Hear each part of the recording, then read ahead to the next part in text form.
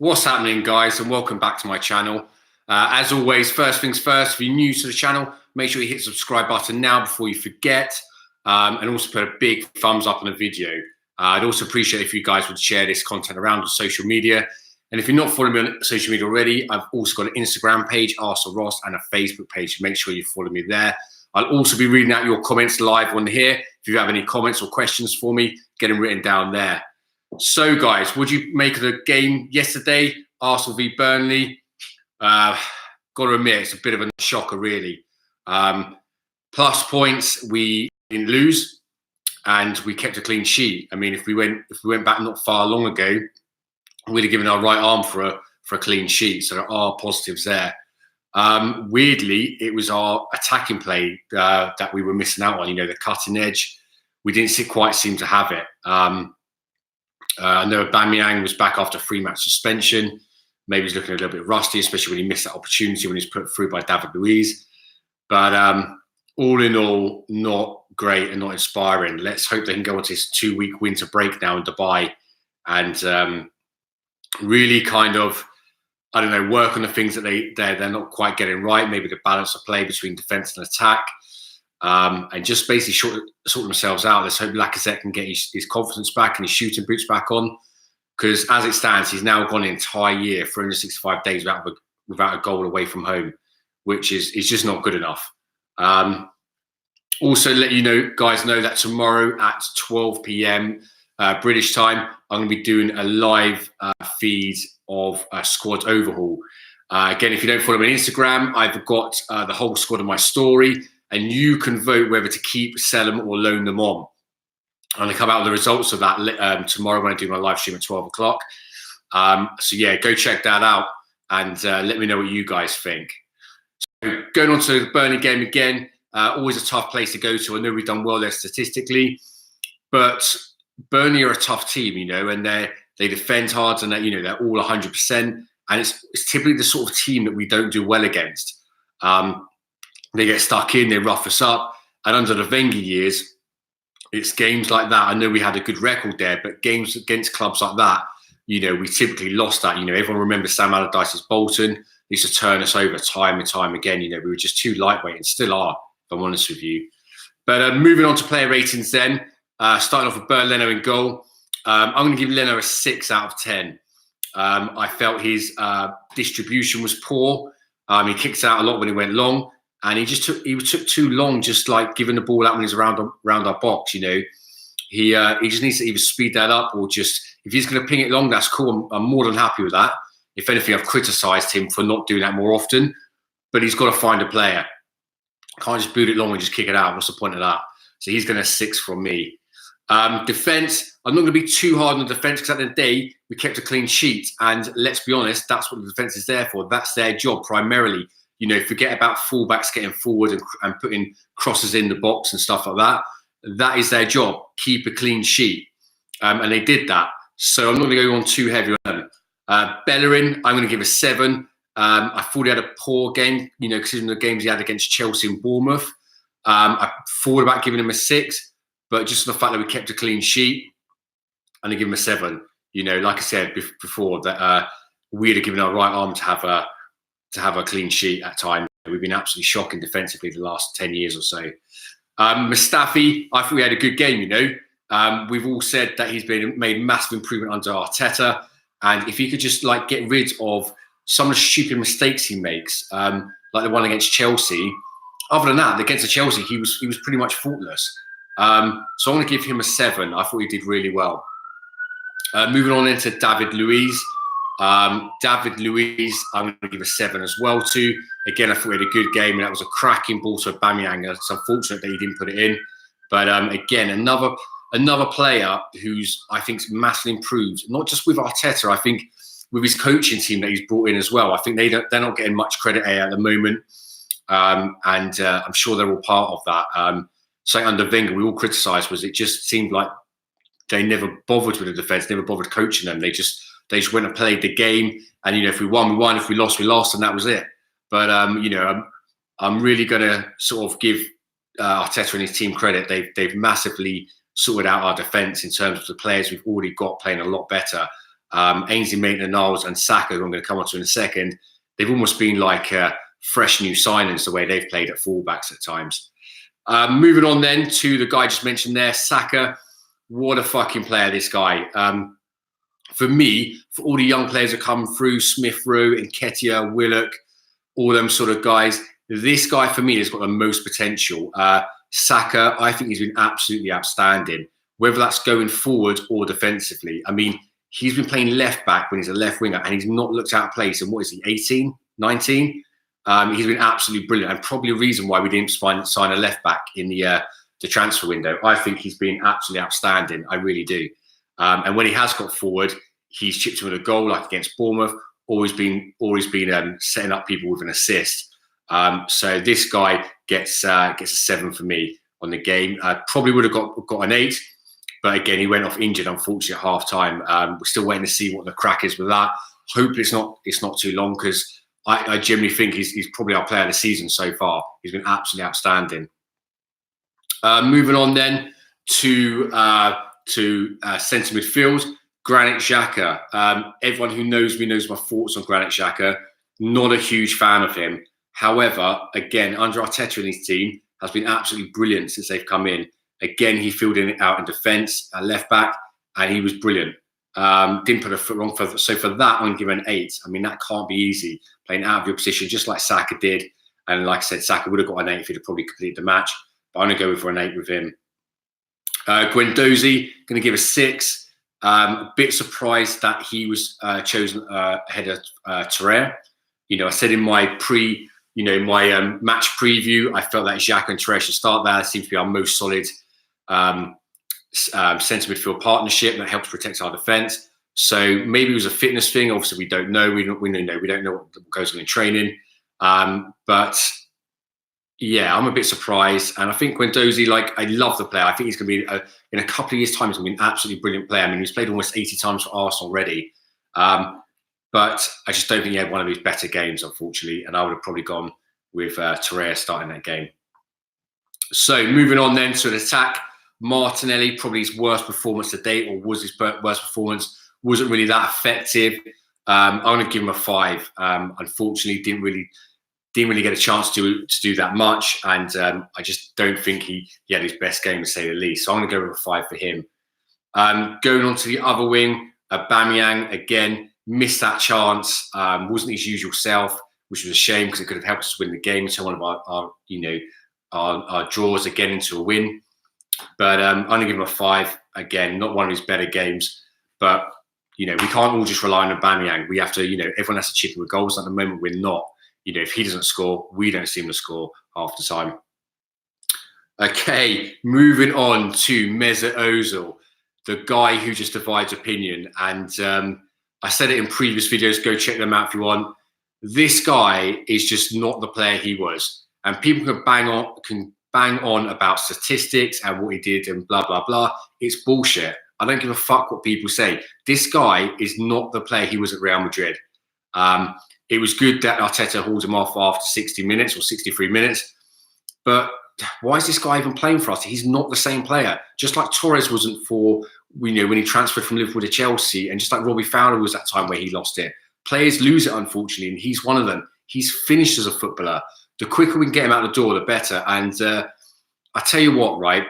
The fact that we had a last-minute bid from a Qatar team on deadline day, I mean, and we turned it down. I know we didn't have a replacement, but I would have fucking chopped their hands off to get at that. 350 grand a week off the wage bill. He's doing fuck all for the team anyway. I would have played Ceballos or even Willock in that position or whatever.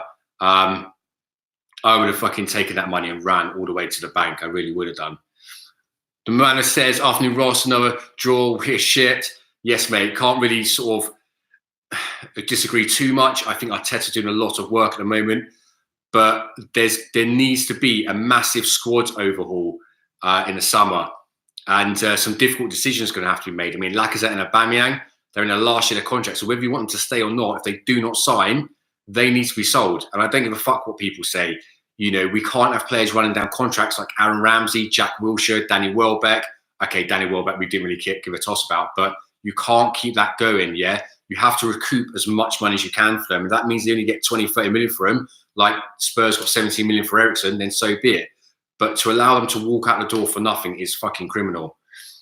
Ozil needs to go, mate. He's shit. We should have started Ceballos. 100% agree. Ozil is done, right? We've seen it time and time again. I remember when Emery dropped him and put him in reserves, people fucking kicked off. I even see people on AFTV going, oh, you know, he's got to at least be on the bench, blah, blah. No, he doesn't. He doesn't do anything. He doesn't change any games at any point or anything. You know, Liverpool and Man United and Chelsea, he was okay at. He had a good game, but he's gone back to doing fuck all again. He does absolutely nothing, and it bemuses me that people just like, oh, Ozil's the best. He's a saviour. You're fucking having a laugh. He does nothing. He's there to create goals and score goals. He does absolutely nothing for the team. It is like playing with 10 men. And how people cannot fucking see that is fucking crazy, man. He is shit and he needs to go. I'm going to give him a 2 just for turning up and making a trip to Burnley, because let's face it, it's not near. And he's lucky to get that, to be fair. Moving on then to Lacazette. I'm going to give Lacazette a 3. Again, he's gone a whole year now without scoring. It's not good enough. You know, and again, maybe that's because Ozil's not feeding him. Again, so maybe he's the fault there. But going a whole year not scoring away from home is not the one. You can't carry on like that. I personally believe that the whole team needs to be rejigged. Ozil needs to be taken out of there because he's not good enough. Like put Ceballos in, like the Mamanis says there on my chat. Pepe needs to play. There's no point paying £72 million for him and not playing him. However, I find him. I'm not convinced of Pepe even. He seems very one-dimensional. He's all left foot. He cuts in every time, and you can see it in the defenders. They literally lead him to go down a wing, knowing full well he's going to cut in. And when he cuts in, there's another player there to tackle him. They know exactly. They've already worked him out. That's what he's going to do every time. I'm not getting on his back too much. I'm just saying he needs to develop that part of his game. And Aubameyang definitely needs to play in the centre. The guy's a goal scorer. Put him on a left wing to, you know, facilitate someone like Lacazette who isn't scoring, and, you know, is just ridiculous. Personally, myself, I would have Pepe on the left because he's left-footed. I would have Ceballos as number 10. I'd have Martinelli on the right, and I'd have Aubameyang up front. That's so much more well-balanced already. Yeah, in the January transfer window just gone, actually, we were heavily linked with Lamar. I know some people rate him, some people don't. I don't massively rate him, but if we got him on a loan with a view to buy him in the season, it would make sense. And when I heard the news that they actually re-signed Carrasco from the Chinese club, whoever he was playing for, I genuinely thought that meant we were then going to get Lamar, but we didn't.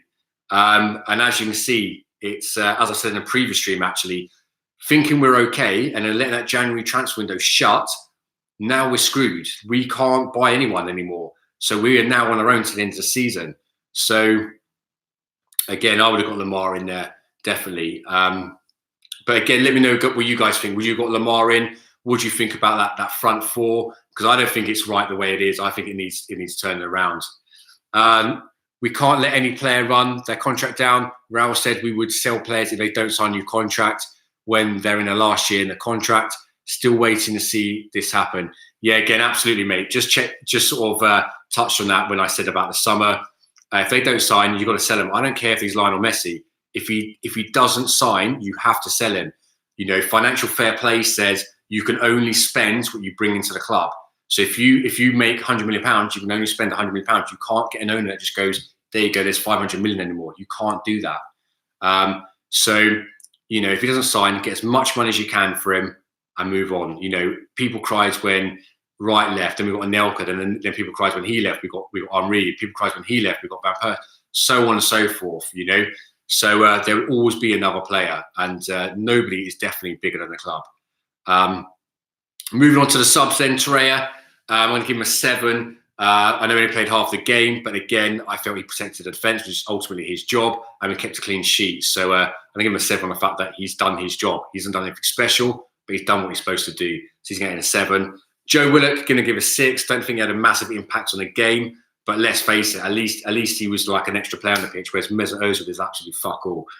So he's getting a 6. And Eddie Nketiah, I'm not going to rate him. He had, 88th minute he came on. Again, what is the point of putting him on in the 88th minute? What can you really do in 2 minutes plus injury time? It's almost pointless. And that leads me on to the manager, Arteta. I'm going to give Arteta a 5. As always, we don't know. We don't see what they do in training, whether someone's a little bit jaded or whatever. I could now start to sound like Arsene Wenger there using that word. But I think he got the team selection wrong. I said in my preview, we need to have players in there that are going to battle, they're going to fight for everything. That's what Burnley are going to bring. And he didn't start with Torreira. I couldn't understand that.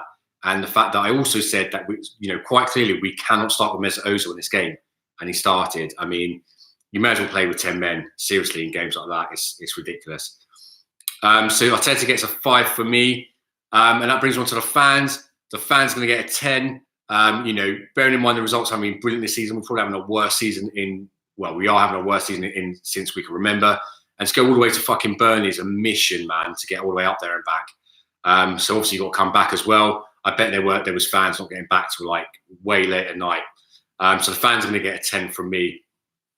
Let me know what you guys think. Let me know what you would do with the top 4. Leave it in the comments below. We now move on to the winter break. Whereas if you didn't know already, Arsenal are going to spend a week in Dubai. Again, let's see if they can recover some of the players who are a little bit short of match fitness, like Reece Nelson. It'd be good to see him back. And just work on a few things. The defence has improved massively. Fair credit, like I said, to Arteta and his team for that. But that top 4 is just not flowing properly. Like I say, let me know what you guys think. Who would you have front? Would you keep Lacazette up front? Would you put Martinelli there? Would you put Aubameyang there? What do you think about Mesut Ozil? I know that are there people who are still saying he should be in the team? I put Dani Ceballos there. He can't do any worse. The problem we've got is Arteta played with Ozil when he was an Arsenal player. So no doubt they're mates and he doesn't want to drop him. But, he should do because he does absolutely fuck all. So after the winter break, we move on to Newcastle United at home. I believe that's on Sky Sports, that game. And again, like I said in my last video, that this was 7 games now, 6 games in a row now, where we should be able to win. We're playing teams like West Ham, Newcastle, Brighton, Everton, I believe, stuff like this. These are games that we should hopefully be able to win. And we should be able to pick up points. Because if we don't, we're going to be in trouble. Because after that, we've got, I think, Tottenham away, Wolves away, Liverpool at home, Man City away, and I believe another team that's quite difficult, Leicester, I believe, at home, before we have our last 2 games of the season, which I think is Watford and Villa. So we need to pick up as many points as we can and try and get some confidence in the team and get that winning feeling back again. So again, let me know what you guys think. If you're not already following me on Instagram, I've started my story like the whole squad's up there. Whether you would keep or set them, I'm going to do a whole live video on this at lunchtime, 12 o'clock tomorrow. So go vote for who you would keep and sell, and I'll read out results tomorrow on my Instagram story. And make sure you tune in tomorrow at 12 o'clock. And yeah, that's it from me today, guys. I hope you're all well. And we move on. Till next time, guys. Till tomorrow. Have a good one.